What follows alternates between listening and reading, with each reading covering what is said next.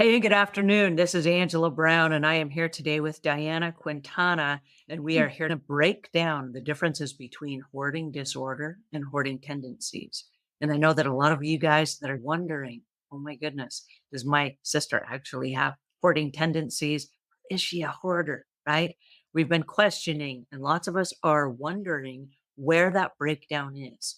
And so, with the help of Diana, she's going to help us understand some of the differences in the hoarding and what that all breaks down to be. So please help me welcome Diane Quintana. Diane, how are you today? Oh, I'm well. Thanks so much for having me, Angela.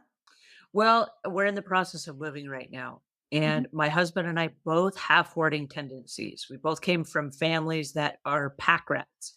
Okay. And so it's easy for us to see something and go, oh, that's got lots of use in it. Let's save Yeah. it. And I've noticed as we've started getting rid of things, my husband's anxiety level has been increasing. And this is so Mhm. weird because he's like the most stoic, calm person you'll ever meet. And he's been really fussy.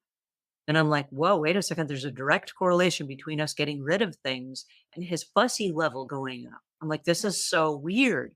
Mhm. And so the other day we were in the car and he's like, why are you making me get rid of all these things? And I haven't ever once said, you got to get rid of anything. Mhm. It's just as we're starting to clear out the house and we're starting to send things on its way and throw things out with the trash and take stuff to the Goodwill. He's been really fussy. And I Yeah. said to him the other day, I said, I understand this is a different place that we've been before. We're living Mhm. with less right now. And I understand that you are the one that wanted to move. So if we're moving, here's the process. And I Mhm. understand this is going to be uncomfortable during this process. Yeah. Is there anything that you'd like to add?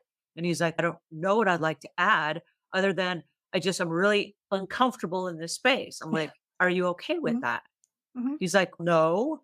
And I said, so what's the next step? He's like, I don't know. I'm like, I don't either. Mhm. But Yeah. welcome to the uncomfortness of us moving. This is what this looks like. Yeah. Uh-huh. Moving is one of the most stressful things that you can ever do. Moving, marriage, divorce, babies, all of these big life events bring uncomfortable emotions because you're either adding to your life or you're taking away from it. You're changing spaces. So you don't know what to expect. And it's in the unknown that there's that uncomfortable feeling. So what do you do when your clients have anxieties attached to their personal belongings? That's a great question. I don't seek to manage their anxiety. So we talk it through and we talk through if this is something they love. Is it something that they use? If it's something that they don't need, but they don't know what to do with it, we can put it in a temporary spot. If it's something small, then I suggest having a marinating box so Mm, that and that's, we label it with it, whatever word they choose. But the two words that I like to recommend are either pending or marinating. And the things go in that box until such time as they're ready to make a decision about it. I don't like to push anybody through anxiety, but we can talk it through and see if we can come up at a good solution.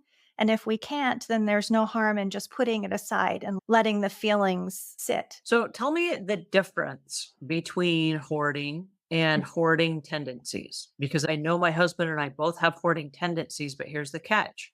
In the house that we're moving from, everything had a place and everything was in its place. Mhm.